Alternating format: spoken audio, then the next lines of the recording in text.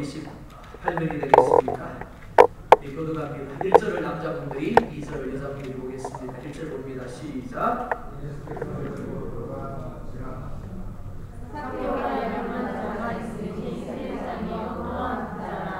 그가 예수께서 어떤 사람인가 하여 보고 사람의 키가 작고 사람이 많아 알 수 없어 앞으로 달려가서 보기 위하여 무언가와 가나안으로 나가니 이는 예수께서 그리로 지나가시게 되밀어라. 예수께서 그곳에 이르사 쳐다보시고 이르시되 zakke오야 삽히 내려오라. 내가 오늘 네 집에 유하여 하겠다 하시니 그들이 내려와 즐거워하며 영접하거늘 무사람이 보고 수근거려 이르되 저가 주인의 집에 유하러 들어가도다 하더라. zakke오가 서서 주께 여짜오되 주여 보시옵소서. 내 소유의 절반을 가난한 자들에게 주옵소서. 만일 누구의 것을 속여 빼앗은 일이 있으면 내 것들이나 갚으리나이다. 예수께서 이르시되 오늘 고은이 이 집에 이르렀으니 이 사람도 아브라함의 자손이니로다. 인자가 그것을 잃어버린 자를 찾아 구원하려 합니다. 아멘. 하나님 말씀을 듣습니다. 하나님께서 우리의 길을 복되게 하시며 우리의 마음을 복되게 하여 주십시오. 그리고 이 장소가 복되게 하여 주십시오. 예수의 피로 하나님 덮어주셔서 사담하게 악한 영이 틈하지 못하게 도와주시고 오직 선포되는 말씀 하나하나 본인이 받아들이고 그 말씀 가운데 더욱더 하나님이 원하시는 하나님의 나라를 이루며 변화의 열매를 이룰 수 있도록 축복하여 주옵소서. 예수님의 이름으로 기도드리옵나이다. 아멘. 제목을 같이 보겠습니다. 시작. 예, 제가 제목을 계속해서 매주마다 이렇게 하는 이유가 있습니다. 말씀은 잊어버릴지라도 제목을 기억하시면 맞아, 그 말씀이었지 하고 생각나기 때문에 그렇습니다. 예수님을 영접한 zakke오라는 제목 꼭 기억하시기 바랍니다. 예수님을 영접한 zakke오라는 제목 하나님 말씀 증거하겠습니다. 마태복음 5장을 보면 우리가 알고 있는 것처럼 예수님이 너희는 세상의 소금이니라 라고 말씀을 합니다. 소금의 특징이 뭘까요? 희다 라고 대답하실지 모르겠습니다.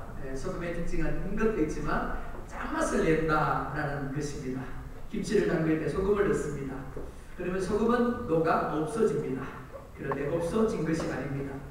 배추 속에 들어가서 짠맛으로 배추를 변화시켜서 맛있는 김치를 만들어냅니다. 그런데 한번 생각해 보시겠습니까? 소금을 넣는데 그 소금이 녹지 않는다면 어떨까요? 계속해서 소금을 넣는데 그 소금이 녹지를 않아요. 그러면 아무 쓸데없어 밖에 버려질 수밖에 없을 겁니다. 마태복음 5장에서 너희는 세상의 소금이니라 라고 할 때 이 소금은 예수 그리스도를 가리킵니다. 그러니까 소금이신 예수님이 우리 안에 들어오셔서 녹습니다. 그리고 그 녹음을 통해서 우리를 변화시킵니다.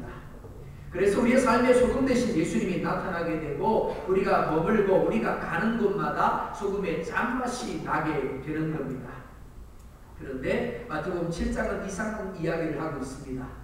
분명히 소금이신 예수님이 우리 안에 들어오시는데 녹아야 하는데 녹지 않는 경우가 있더라라는 겁니다.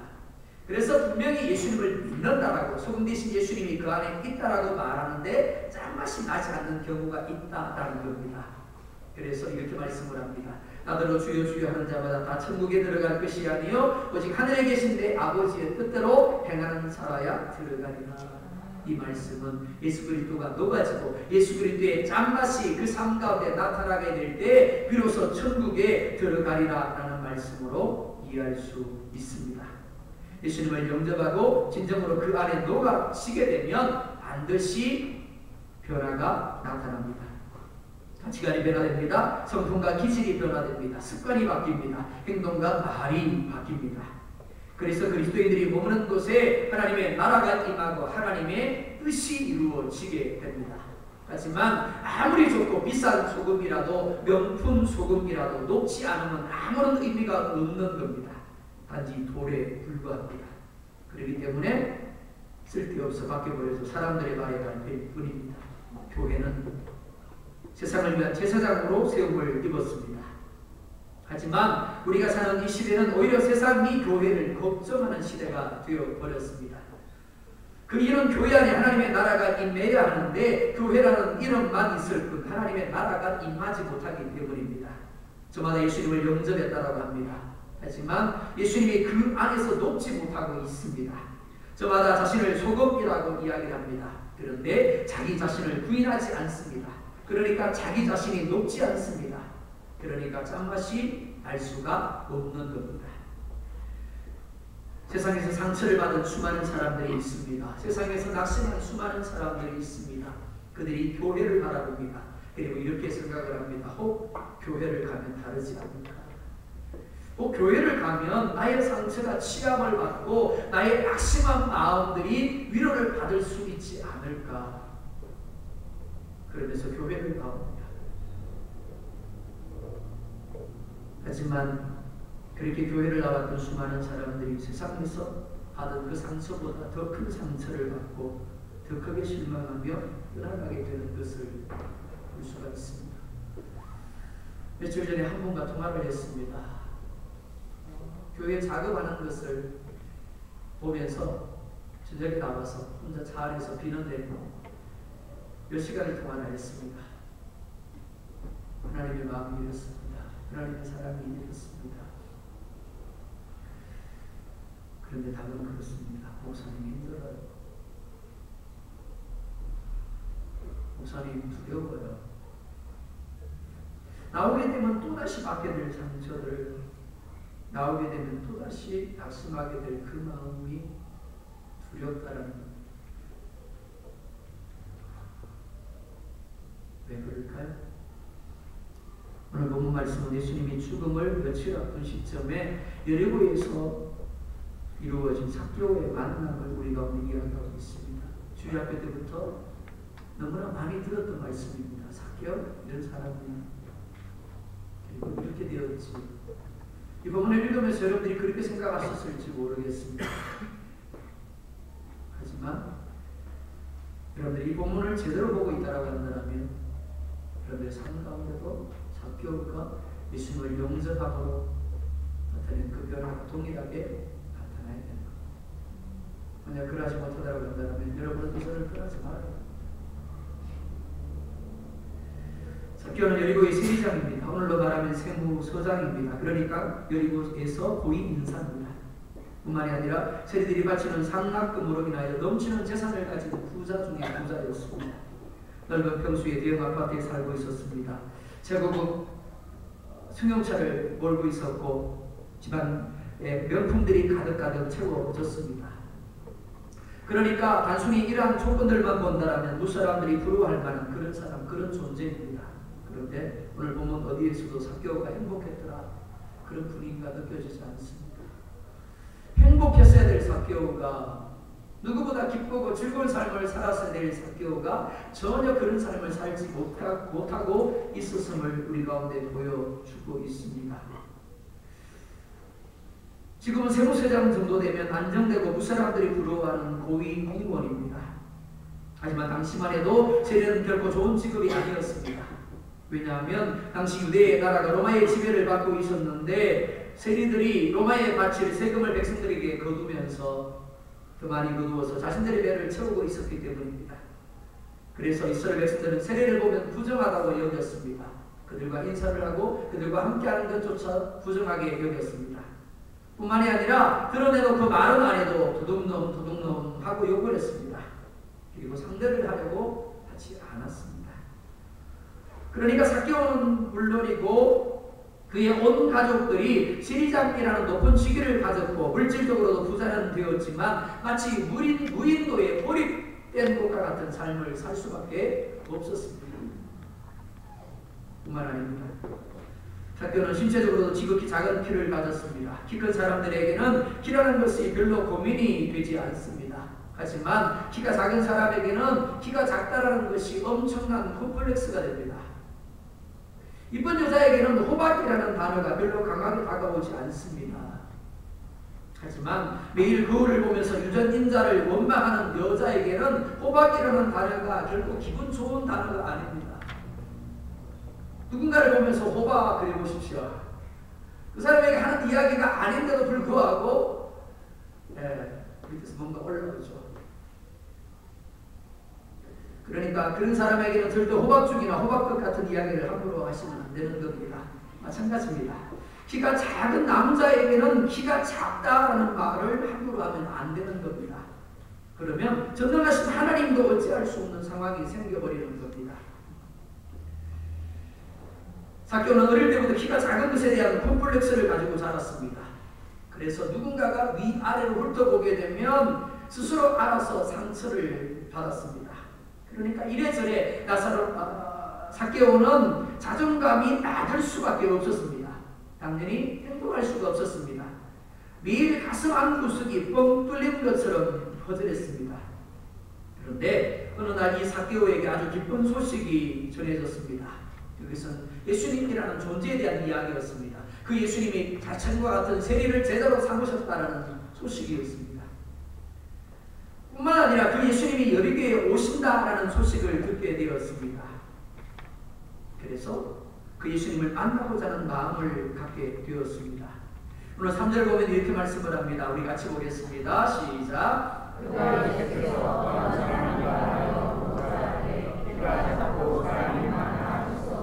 아멘. 우리가 가지고 있는 성경에서는 단순히 삭개오가 보고자 하였더라 그렇게 되어 있습니다.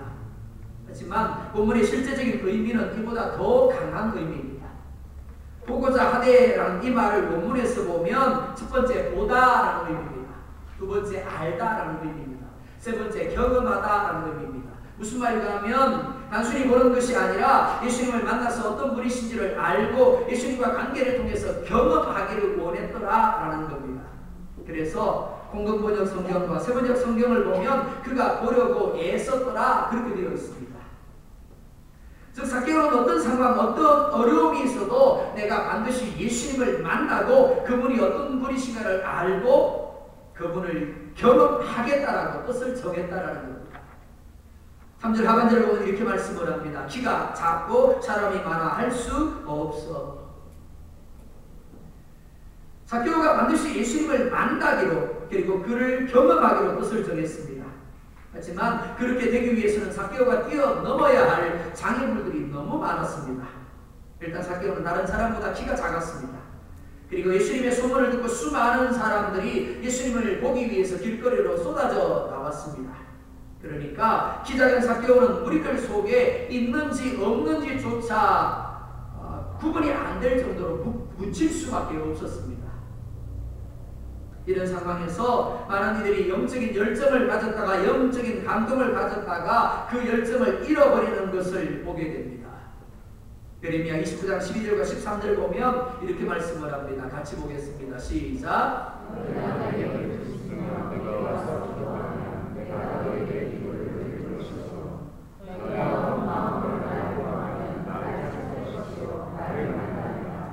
아멘. 이렇게 말씀을 합니다. 내게 와서 기도하면 내가 너희들의 몰려 기도를 들을 것이다 라고 말씀을 하죠.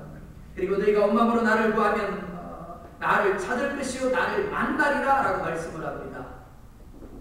그런데 많은 이들이 이렇게 이야기합니다. 목사님 저는 기도했는데 하나님이 응답하지 않으셨습니다. 목사님 저는 하나님을 그렇게 찾고 찾았는데 하나님이 만나주시지 않았습니다. 하나님 응답하지 않은 이유, 하나님을 만나지 못한 이유가 바로 여기에 있습니다. 많은 이들이 오랜 시간 신앙생활을 했음에도 불구하고 하나님을 제대로 만나지 못하는 이유, 그들의 삶 가운데 하나님의 주신 은혜의 간증들이 없는 이유가 바로 여기에 있습니다. 하나님이 주신 열정과 갈급함을 그리고 사모함을 가졌다가 갖가지 상황으로 인해서 사단에게 그것을 어떻게 해요? 소매치기 당해버리는 겁니다. 하지만 삭개오는 그렇게 하지 않았습니다. 4절에 이렇게 말씀을 합니다. 앞으로 달려가서 보기 위하여 돌 무화과 나무에 올라가니 이는 예수께서 그리로 지나가시게 됨이로라. 삭개오는 키가 작았습니다. 그리고 많은 사람들이 삭개오가 예수님께로 나아가고자 하는 길을 가로막고 있었습니다. 그러니까 포기할 수밖에 없었습니다. 그런데 그때 하나님이 삭개오의 마음에 감동을 주십니다. 예수님이 지나가는 길목에 있는 돌 무화과 나무를 보게 하십니다. 그리고 그곳에 올라가면 예수님을 볼 수 있겠다라는 마음을 주셨습니다. 하지만 이는 결국 순종하기 쉬운 감동이 아닙니다. 여리고에서 삭개오는 모르는 사람이 없을 정도로 유명인입니다. 그런데 긍정적으로 유명인이 아니라 부정적으로 유명인입니다. 제사장으로서 수많은 사람들의 비난과 욕을 매일같이 먹고 먹는 사람이 바로 삭개오였습니다. 더욱이 그는 결코 적지 않은 나이의 사람이었습니다. 따라서 그가 돌무화과 나무에 올라가게 되면 수많은 사람들의 눈이 그를 보게 될 것이고, 가뜩이나 그를 비난하고 그를 욕하던 사람들이 더욱 신이 나서 그를 욕하고 비난하게 될 것입니다. 그러니까 삭개오의 입장에서 본다면 고민 또 고민할 수밖에 없었을 겁니다. 하지만 삭개오는 오직 예수님을 만나야 되겠다는 하나님의 감동에 반응합니다. 그래서 돌무화과 나무로 올라갑니다. 많은 이들이 이 지점에서 고비를 넘지 못합니다. 한번 생각해 볼까요? 만약 삭개오가 체면을 생각했다면 어떨까요? 만약 삭개오가 수많은 사람들이 자신을 향하여 던질 비난과 욕을 생각했다면 어떻게 했겠습니까? 그는 결코 돌무화과 나무로 올라가지 못했을 겁니다. 그리고 결코 예수님을 만날 수도 없었을 겁니다. 다윗이 번개를 옮겨옵니다. 그리고 수많은 이스라엘 백성들이 보는 중에서 춤을 추며 뛰노옵니다. 그런데 얼마나 신나게 춤을 추고 뛰놀았든지 그의 바지가 내려옵니다. 수많은 이스라엘 백성들이 지켜보고 있는 상황입니다. 심지어 그의 아내 미갈조차 다윗의 그러한 행위를 못마땅해 하며 비난하고 있는 상황입니다. 만약 이 상황에서 다윗이 자신의 아내의 비난을 생각했다면 어떨까요? 수많은 이스라엘 백성들이 혹여라도 다윗의 왕된 다윗의 바지가 내려오는 그 상황을 보면서 어떻게 할 것이다라는 것을 생각했다면 어떻게 되었을까요? 그는 결코 하나님 앞에서 춤추지도 뛰놀지도 못했을 겁니다. 그런데 다윗은 그 모든 것들을 내려놓습니다. 그리고 오직 하나님을 기쁘시게 하겠다라는 것에 집중합니다. 하나님이 다윗의 예배를 기뻐 받으시고 하나님이 다윗의 헌신을 기뻐 받으시고 그를 축복하신 이유가 바로 여기에 있습니다. 수많은 장애물들이 있었음에도 불구하고 그 장애물을 뛰어넘어서 하나님께로 나아갔고 하나님을 기쁘시게 했기에 하나님이 그들을 받으시고 그들을 축복하신 겁니다. 우리도 마찬가지입니다. 체면이, 사람들의 말과 시선이, 그리고 피곤함이나 분주함 등이 하나님이 누리게 하신 은혜와 축복을 가로막는 장애물이 되게 해서는 안 되는 겁니다. 같은 장애물이지만 뛰어넘는 사람에게는 장애물이 아닙니다. 뛰어넘지 못하기 때문에 장애물이 되는 겁니다. 정말 사모하고 정말 그것밖에 없다고 여기는 사람에게는 그 어떤 것도 결코 장애물이 될 수가 없는 겁니다. 한번 생각해 볼까요? 내가 새벽 기도를 통해서 하나님의 응답을 누리지 못하면 죽을 수밖에 없다라면, 망할 수밖에 없다라면, 내가 잠을 2시간밖에 자지 못했어요. 주무실 건가요? 아마 자지 않을 겁니다. 나와서 좋은 한이 있어도 새벽 기도의 자리에 나와서 어떻게 해요? 기도할 겁니다. 왜요? 그것밖에 없으니까.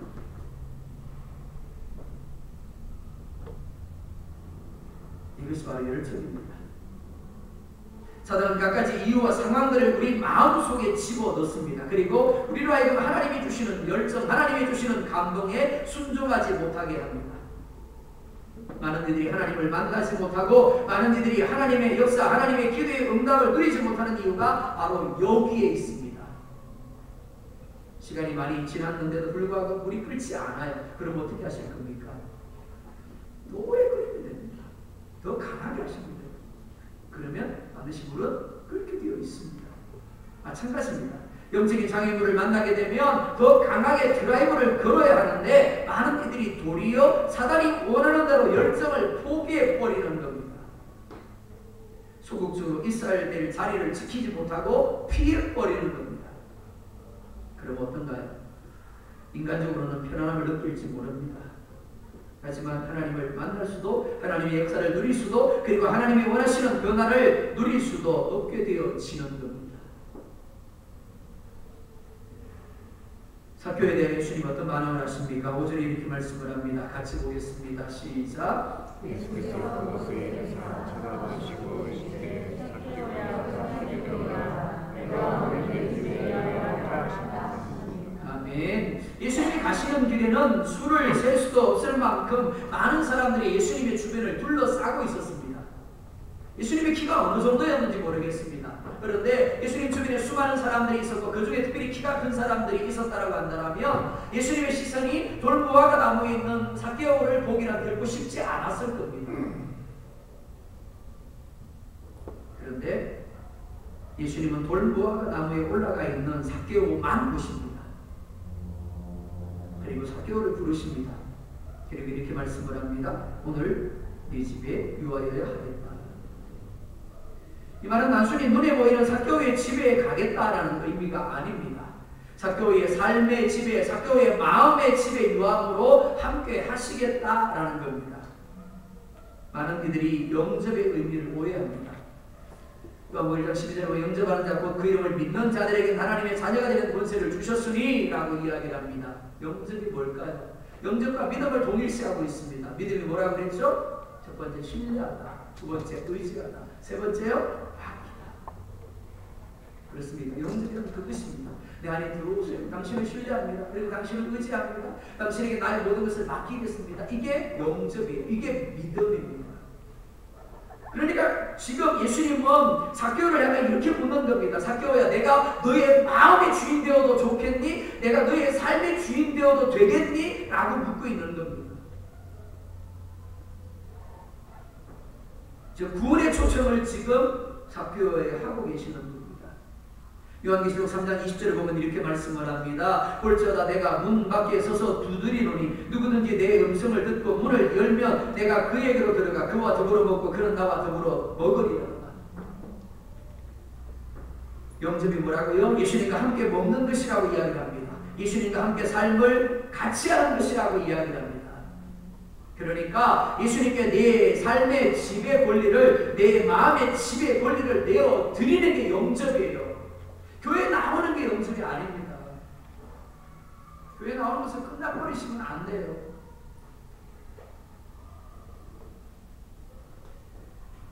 내가 내 삶의 지배 권리를, 그리고 내 마음의 지배 권리를 예수님께 내어 드리게 될 때 예수님이 예수님의 것으로 내게 먹게 하시고 내게 즐기게 하시는 겁니다. 누리게 하시는 겁니다.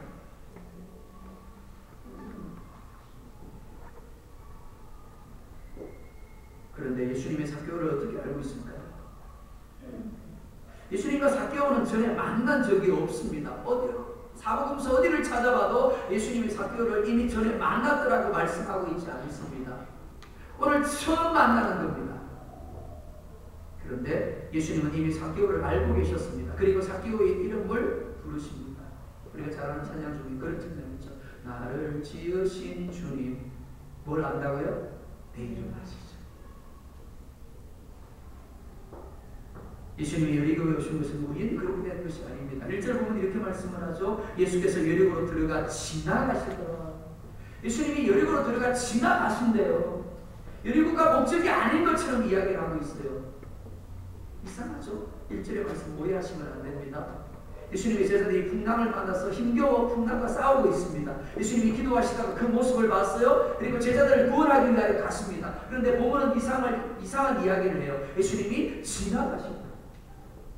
예수님이 지나가려 했대요. 제자들이 예수님을 부릅니다. 그러니까 예수님이 가던 걸음을 멈추었어요. 무슨 말을 하면 하나님의 은혜를 우리 앞에 예비해 놓았어요. 하나님의 축복을 예비해 놓았어요. 그리고는 오시는 겁니다. 우리의 삶에. 자, 영접은 두 가지입니다. 하나는 구원의 영접, 하나는 삶의 영접이에요. 라오디게아 교회의 문제가 어디 있었나 하면 예수님을 영접하기는 영접했어요. 그런데 뭐가 문제예요? 삶의 영접이 없는 겁니다. 삶 속에서 예수님 없는 삶을 살았어요. 그러다 보니까 점점 더 믿음을 잃어버리게 되어진 겁니다. 우리도 마찬가지예요. 나는 예수님 영접했는데 그것으로 끝났거든요. 매일 매 순간 삶의 시간 속에서 예수님이 내 삶 가운데 오셔서 드시도록 해야 되는 겁니다. 함께 먹고 함께 교제하고 함께 동행해야 되는 겁니다. 그럴 때 예수님이 목자가 되셔서 나의 삶을 이끌어 가시는 거예요. 내가 어디를 가려고 할 때 야 그건 아니야, 그쪽으로 가면 안 돼. 내가 무언가를 하려고 할 때 야 그건 아니야, 그건 하면 안 돼. 그렇게 말씀하십니다. 내 앞에 하나님이 은혜를 예비하시고 하나님이 내 삶의 앞에 축복을 예비해 놓았지만 예수님은 마치 그냥 지나가시려는 것처럼 액션을 취하세요. 그때 어떻게 된다고요? 영접해야 되는 겁니다. 받아들여야 되는 겁니다. 그럴 때 하나님 하나님이 예비하신 것들을 우리 가운데 누리게 되어지는 겁니다. 그렇기 때문에 우리 안에 거룩한 열정이 생겨날 때, 거룩한 감동이 생겨날 때 그것을 무시하지 마시기 바랍니다. 어쩌다 보니 그렇게 만들어진 게 아닙니다. 우연히 그렇게 만들어진 게 아닙니다. 누가요? 하나님이 그렇게 하신 겁니다.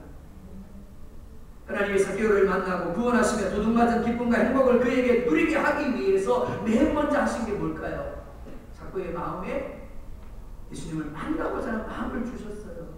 그것만이 아니죠? 돌무화 나무를 보게 하셨어요. 그리고 돌무화과 나무에 올라갈 마음을 주신 겁니다. 그런데 한번 물어볼까요? 만약에 그 자리에 돌무화과 나무가 없었다면 어떨까요? 만약 그 자리에 돌무화과 나무가 없었다면 돌무화과 나무는 또 언제부터 거기에 있었을까요?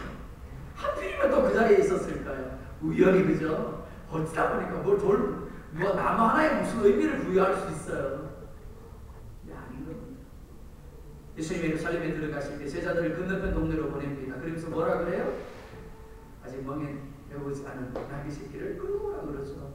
그게 낙식이겠는데 어떻게 알았을까요? 그리고 또 뭐라 그래요? 야, 무슨 짓이야? 왜 그래? 그럼 뭐라 그러라고요? 주가 쓰시겠다. 누가 준비했다고요? 하나님. 하나님이 주인의 마음을 움직여서 가지고 나귀를 키우게 만들었고 새끼 나귀를 낳게 만들었고 예비하게 하셨더라라는 겁니다. 마찬가지입니다. 우리가 만나는 모든 상황들, 우리가 보고 우리가 듣고 우리가 느끼게 되는 그 모든 환경들이 하나님의 섭리심을 믿으시기 바랍니다. 우리의 마음도 마찬가지예요. 누군가가 이렇게 얘기합니다. 집사님 기도해야 되지 않을까? 집사님 예배 자리에 나가야 되지 않을까? 집사님 우리 함께 말씀 좀 보면 좋지 않을까? 그럴 때 어떻게 하세요? 에이, 무슨 소리, 나 바빠.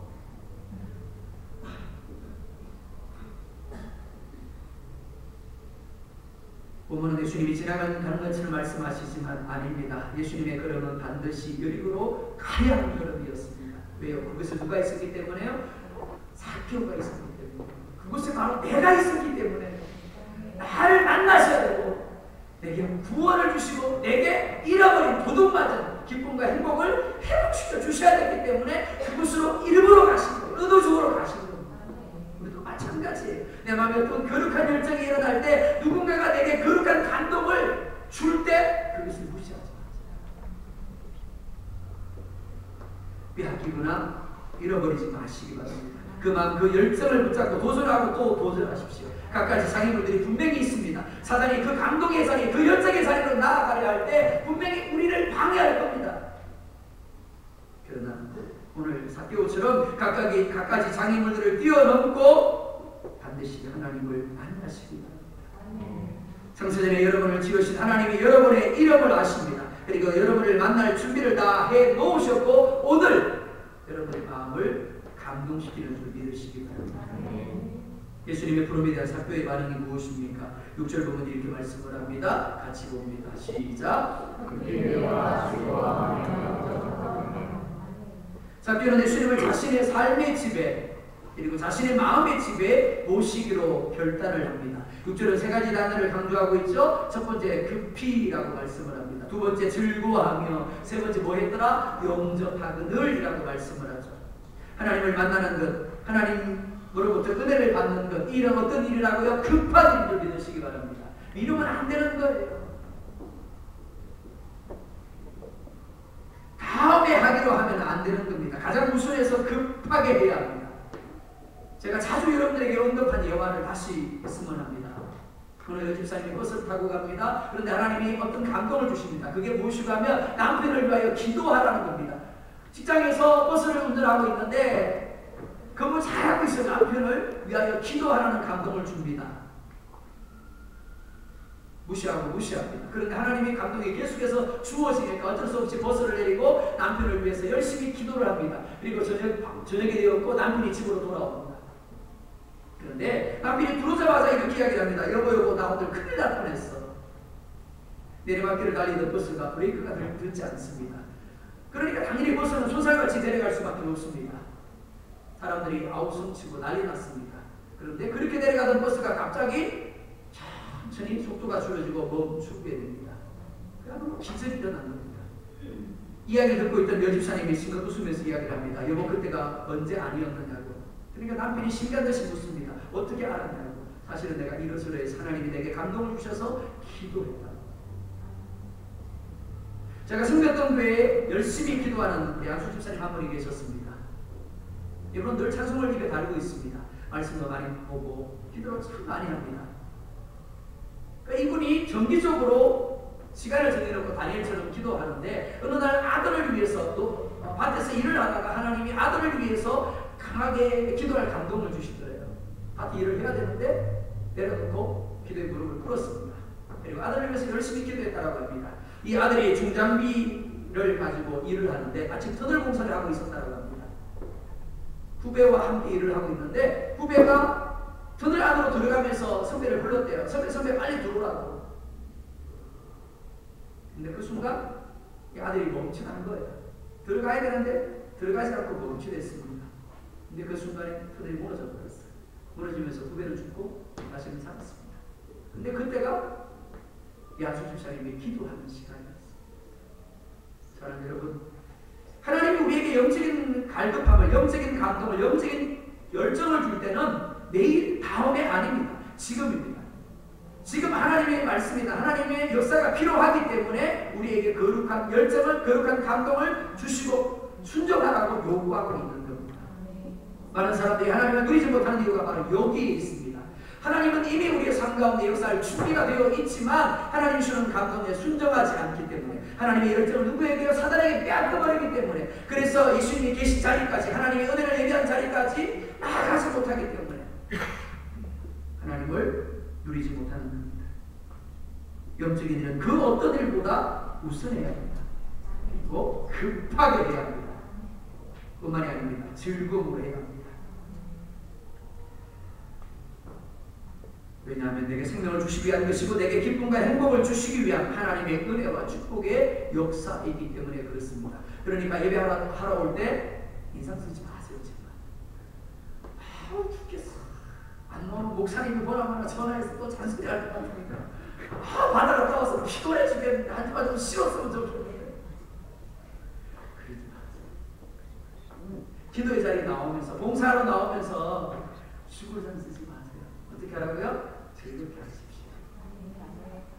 하나님이 여러분들에게 은혜 주시기 위해서 하나님이 여러분들을 축복하시기 위해서 예배 자리를 부르시고 기도의 자리를 부르시고 봉사의 자리를 부르시는 거예요. 그러니까 순종하되 어떻게 하라고요? 억지로 하지 마세요. 물론 억지로 해도 하나님 은혜 주세요.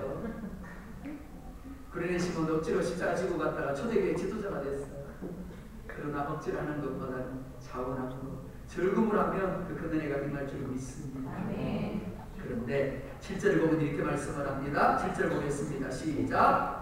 사람이 보고 수고를 하는데 그가 들어가는 집에 아멘.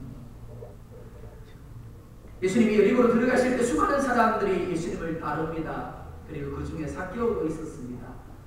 그런데 동일한 예수님을 보고 있고 동일한 예수님과 함께하고 있으면서도 삭개오와 우리들은 전혀 다른 반응을 나타냄을 볼 수가 있습니다. 많은 사람들이 예수님이 삭개오 집에 들어가는 것을 오늘 본문은 수근거려 가로되라고 이야기합니다. 좋은 말로 수근거렸다라는 겁니다. 나쁜 말로 어떻게 했다고요? 비난했다라는 겁니다. 욕했다라는 겁니다.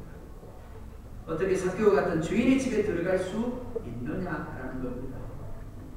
이들이 비난하는 이유가 무엇입니까? 자신들은 노인이고 삭개오는 주인이라고 생각했기 때문입니다. 하지만 예수님께는 삭개오도 그들도 모두 예수님의 구원이 필요한 예수님을 영접해야 할 죄인이었습니다. 단지 그것을 깨닫지 못하고 있었을 뿐입니다. 교회 안에서 다른 사람을 비난하고 교회 안에서 다른 사람을 정죄하고 함부로 말을 할 때가 있습니다. 왜 그럴까요? 아니 쟤는 왜 저래? 아니 저 집사님은 왜 저래? 왜 그렇다고요? 나는 노인이고 너는 죄인이라는 관점으로 보기 때문에 그렇습니다. 하지만 그 누구도 하나님 앞에서 자신은 죄 없는 사람이라고 나는 예수님의 긍휼과 자비가 필요 없는 사람이라고 할 수 있는 사람은 없습니다. 그러니까 누구도 남을 비난하고 정죄할 수 있는 누구에 대하여 함부로 말을 할 수 있는 사람은 없는 겁니다.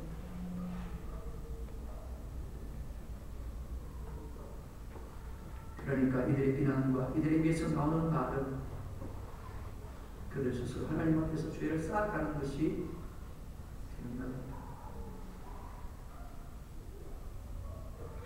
예수님을 만난 사코의 삶에는 엄청난 변화가 일어납니다. 동일한 예수님을 보고 있었고 동일한 예수님과 함께하고 있었지만 수많은 사람들이 오히려 예수님을 비난하고 욕할 때 사코는 그 예수님을 그대로 용납합니다. 그리고 그 가운데 변화가 일어나게 됩니다.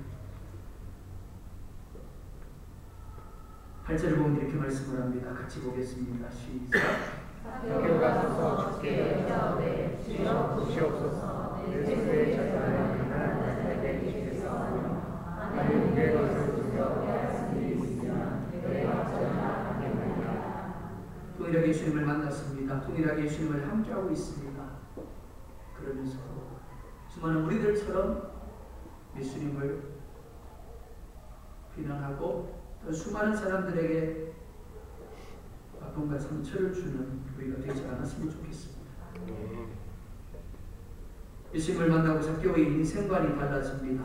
그리고 그의 가치관이 달라집니다. 그는 지금까지 돈하면서 돈을 위해서 어떤 짓이든 했던 사람입니다. 그는 돈을 벌기 위해서 성전에 가서 제사하는 것도 포기했습니다. 지리집을 갖게 되면 부정한 자이기 때문에 성전에 들어갈 수가 없었습니다. 하지만 그는 돈을 위해서 기꺼이 제사를 포기합니다. 사람들과의 관계도 포기했습니다. 심지어 매국노라는 소리까지 들으면서 돈을 모으고 또 모았습니다. 돈을 모으기 위해 살지 못할지 다 했습니다. 그래서 돈을 모았습니다. 그러니까 사케오에게 있어서 돈은 생명이라고 해도 과언이 아닙니다. 그런데 그런 그가 어떻게 소유의 절반을 가난한 자들에게 나누어 주고 속여 빼앗은 일이 있으면 내 갑절이다 갚겠다고 할 수가 있겠습니까? 더욱이 사케오가 나눠주고 갚겠다고 하는 이들은 평소 사케오를 보면 눈으로 표정으로 말로 비난하고 욕하며 저주하며 상대조차 하지 않으려겠던 사케오에게 아픔과 상처를 주었던 사람들입니다. 그런데 어떻게 그들에게 나누어 줄 수가 있습니까? 예수님이 사케오에게 그렇게 하라고 시킨 것이 아닙니다. 오늘 보면 어디에도 예수님이 사케오를 향하여 네가 나를 따르려면 그렇게 하라라고 말씀하고 있지 않습니다. 그럼에도 불구하고 예수님을 영접하고 나니까 예수님이 마음의 주인이 되고 나니까 사케오 스스로 그렇게 하게 된 것입니다. 사케오는 돈이 전부인 줄 알고 살아온 사람입니다. 그런데 돈이 전부가 아님을 깨닫게 되었습니다. 그리고 인생의 행불행이 오직 예수님께 달려있음을 깨닫게 되었습니다. 그래서 다른 사람을 위해서 자신의 소유를 기꺼이 포기할 수 있게 된 겁니다. 이기적이고 자기중심적인 사람이었습니다. 그런데 예수님을 영접하고 나니까 다른 사람이 눈에 들어오기 시작을 했습니다. 가난한 사람들이 눈에 들어왔습니다. 빼앗긴 사람들이 눈에 들어왔습니다. 그래서 재산의 반을 주겠다라고 내 갑질이나 갚겠다라고 이야기를 하고 있는 겁니다. 어떤 사람이 이렇게 이야기를 합니다. 목사님 저는 회개했습니다. 하지만 참 회개는 마음만의 회개가 아닙니다. 마음으로 하나님 앞에 자기의 죄를 뉘우치고 회개했다면 자기의 생활 속에서 회개한 모습이 나타나야 하는 겁니다. 우리는 후회와 회개를 분명히 구별해야 합니다. 가룟 유다와 베드로의 차이점이 여기에 있습니다. 베드로는 회개했습니다. 그러나 가룟 유다는 후회했습니다. 무언가를 잘못했다는 것을 깨닫습니다. 그리고 아파하기도 합니다. 그러나 돌아서지 못합니다. 그게 뭐라고요? 후회예요. 참된 회개는 그 자리를 떠나는 겁니다. 그 일을 끊어버리는 겁니다. 예수님의 영접한 사케오는 자기 소유를 포기하고 있습니다. 자기가 가장 소중하게 여기던 바로 그것을 포기하고 있습니다. 그런데 물질을 포기하면서도 그런 과거보다 오히려 더 큰 기쁨과 행복을 누리고 있습니다. 사랑하는 여러분, 기독교는 생명의 종교입니다. 새로운 생명이 들어옴으로 인하여 마음이 변하고 삶이 변화되는 것, 그것이 바로 기독교입니다. 사케오에게 나타난 변화가 바로 그것입니다. 사케오가 누구를 영접했죠? 예수님을 영접했습니다. 우리가 누구를 영접했나요? 예수님을 영접했습니다. 사케오의 예수님, 우리 예수님 다르죠? 예수님의 영접은 사케오의 예수님은 좀 더 특별하죠, 그죠? 좀 더 탁월한 분입니다. 그죠? 그러니까 삭개오의 삶 가운데 놀라운 변화가 나타났고 우리 예수님은 좀 평범한 예수님이니까 변화가 나타나지 않아요. 그죠? 삭개오가 영접했던 예수님도 오늘 우리가 영접한 예수님도 동일한 하나님인 줄 믿으시기 바랍니다. 그리스도인들은 삭개오와 같이 영광의 주님을 그 삶에 영접한 이들입니다. 그 마음에 영접한 이들입니다. 예수님 내 삶의 집의 주인 되어 주십시오. 예수님 내 마음의 집의 주인 되어 주십시오. 그렇게 고백하고 인정한 이들입니다. 그러니까 예수님이 우리의 마음의 주인 되어져야 되고 예수님이 우리의 삶의 주인이 되어져야 되는 겁니다. 그래서 세상적인 집착에서 자유하게 되고 자기 자신에 대한 집착에서 자유하게 되어져야 되는 겁니다. 새 요한이 이렇게 선포합니다. 회개하라 천국이 가까이 왔느니라. 회개와 하나님의 나라를 동일시하고 있습니다. 회개와 하나님의 나라 즉 다스림은 결코 별개가 아닙니다. 사랑하는 여러분 회개하셨습니까? 그렇다면 이제 여러분의 마음과 여러분의 생각과 여러분의 말과 행위 하나님의 다스림이 임하게 해야 합니다. 이전과 같이 하시면 안 됩니다. 이전과 같이 반하면 안 되는 겁니다. 이제는 내가 누군가에게 상처를 주고 누군가를 넘어지게 만들었다면 이제는 그렇게 말하시면 안 돼요. 좀 더 진지하게 생각하고 좀 더 천천히 말하는 습관을 만들어 가셔야 돼요. 이전과 같이 생각하시면 안 됩니다. 그리고 이전과 같이 행동하시면 안 되는 겁니다. 오직 소금 되신 예수님이 드러나게 해야 합니다. 누구에게나 소중한 것이 있습니다. 삭개오에게는 돈이었지만 또 어떤 사람에게는 기질적인 것이 또 어떤 사람에게는 입에서 나오는 말이 자존심이 목숨보다 더 소중한 것일 수 있습니다. 하지만 주님을 영접하는 이들에게는 이 모든 것들을 내려놓는 변화가 나타나게 됩니다. 예수님께 내어드리는 결단이 있어지게 되는 겁니다. 그리고 그로 말미암아 이제는 누려보지 못했던 기쁨과 행복이 누려지게 되는 겁니다. 바라기는 예수님을 영접하셨습니까? 예수님께 내 마음에 들어오셔서 진정으로 나의 주인이 되어달라고 요청하시기 바랍니다. 그리고 삶의 매 순간순간마다 예수님이 내 마음에 임해달라고 내 삶에 임해달라고 그렇게 구하시기 바랍니다. 그럴 때 하나님이 우리를 위하여 예비하신 그 은혜가 무엇이고 그 축복이 무엇인지 정말 하나님이 우리에게 누리게 하시고자 하는 것들이 무엇인지를 여러분이 삭개오처럼 경험하게 될 줄 믿습니다. 기도하겠습니다. 1분만 기도하겠습니다.